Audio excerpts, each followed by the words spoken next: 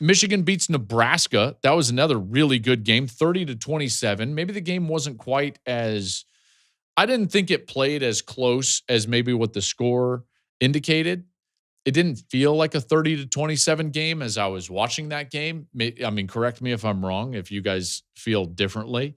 But even Biff Poggi, the interim coach, sitting in for Sharon Moore as he sits out that second game and the 2-game suspension for this year. So he'll be back moving forward. But here's what Biff said after the game, and I think he kind of reiterated what I was saying.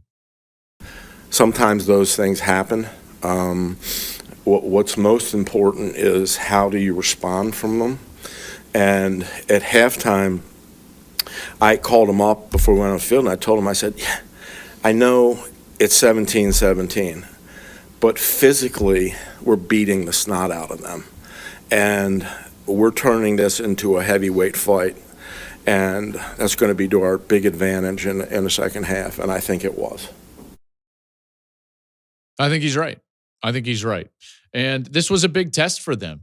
It really was, because I think Nebraska is a much better team than what they've been in the last couple of years with one hole, and I'll get to that in a moment. But the game didn't feel as close as that score indicated. He was referencing kind of that Hail Mary. If you didn't see it, Nebraska completed a Hail Mary at the end of the first half and tied the score. So it's 17-10, a few seconds left, and all of a sudden, bang, it's 17-17. They also scored a late touchdown inside of 2 minutes, and that kind of brought it within that 3 margin. So when you just look at or watch the game, again, it didn't quite feel as close as maybe what the score indicated.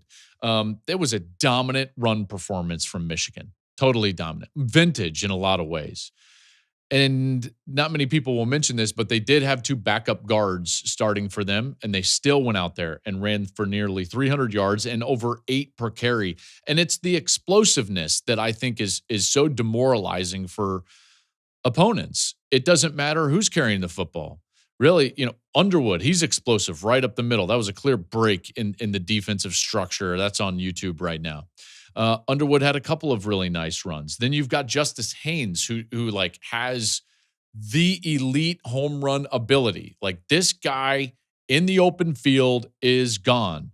Marshall, same thing. Like, I think he's got those elements of home run ability. It reminded me more of what I used to see out of Blake Corum and Donovan Edwards. It's like when they got a crease, they could take it the distance and really create those explosives. When Justice Haynes gets a step, it's done. We saw it at Oklahoma, saw it again on Saturday against Nebraska. He gets one step, boom, gone, 75 yards. Thanks for coming.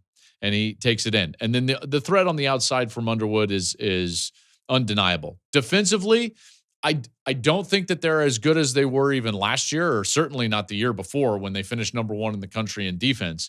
But they did get to Raiola 7 times. That is a positive. They did not play with Zeke Berry. I think it's one of the reasons why their pass defense wasn't great. But Raiola played pretty well for the most part. Nebraska just couldn't run the football. So the line of scrimmage was heavily tilted towards Michigan. That's why I felt like the game was not quite as close as the score indicated. On Bryce Underwood, I've gotten a lot of questions about Bryce Underwood. In fact, I had a guy I was sitting next to on the flight.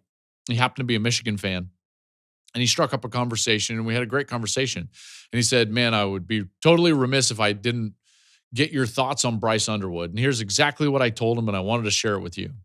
I think Bryce, his best trait so far is that he is clearly not overwhelmed by the stage. And for an 18-year-old true freshman, that's something. And not every true freshman can go out there and even just handle it. He clearly is not sped up. He is built for the moment. So that's first and foremost. He's built for the moment. The environments, even on the road, I don't feel like have totally rattled him. Think of the 2 environments he's had to play, again, as an 18-year-old, which is wild to me. At Oklahoma, at Nebraska. At Nebraska, I will tell you from experience, is a very difficult place to play for an opposing quarterback, and I felt like he handled it really well. Now, what he's going to learn and develop, here's his next stage. Bryce Underwood is going to go from a really talented quarterback and talented thrower to a great manager and a talented passer. I think those two things are totally different, being a talented thrower and a talented passer. Because being a passer means that you understand the proper pace and touch to put on the football at all times. You see, for me, throwing a football is a lot more similar to shooting a basketball than it is throwing a baseball.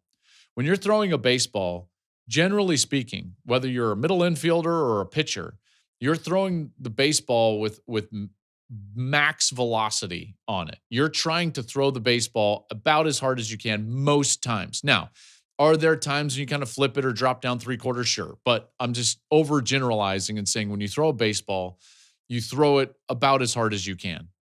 When you shoot a basketball, however, you are utilizing touch every single time you shoot a basketball, because one is going to be a 10-foot floater, and then you're at 15 feet from the baseline, and then now you're at 22 feet from the top of the key. And so every single shot is just a little bit different because you're using that touch. And just so you know, like if you're throwing a football, the ball comes off of your hand and you flip it down, you're kind of seeing my hand on YouTube.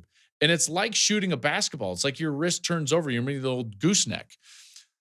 Again, different than baseball. Why am I telling you all of this? Because you cannot throw a football with max velocity all the time. And that's what he does. He throws too many fastballs, and he hasn't learned how to change his pace and change his touch in order to create completions. Because we're not throwing the football here. We're passing the football. And those are different things. All right, so way too much heat on the throws, in particular in the short and intermediate routes.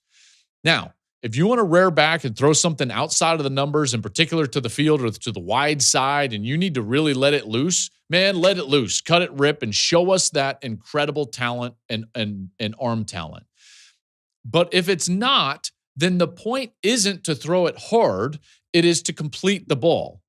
And so that's why you're not throwing the football, you're passing the football. Two different things. And once he starts to understand and develop that, he's going to be really elite because you can see all the other things. The ability to play and pass with touch is what's up next for him. Schedule lines up for them, by the way, to make, I think, a run at the playoff. This game was a big test for them.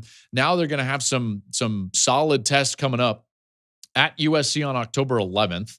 October 18th, they face Washington. I think Washington is an underrated team. Michigan State is not bad, and that's a rivalry game, and it's on the road, so that's always going to be a tough one. And then, obviously, the big one, the game, Ohio State at the end.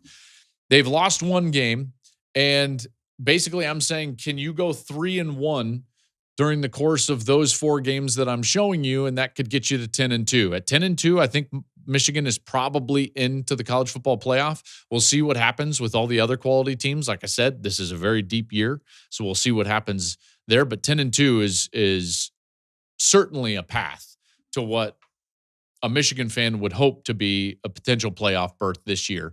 And with where they were last year, I think that they would take that. Thank you for watching the Joel Klatt Show YouTube channel. And if you liked this clip, make sure to like it and subscribe to the channel. And you can stay up to date on all of my college football coverage.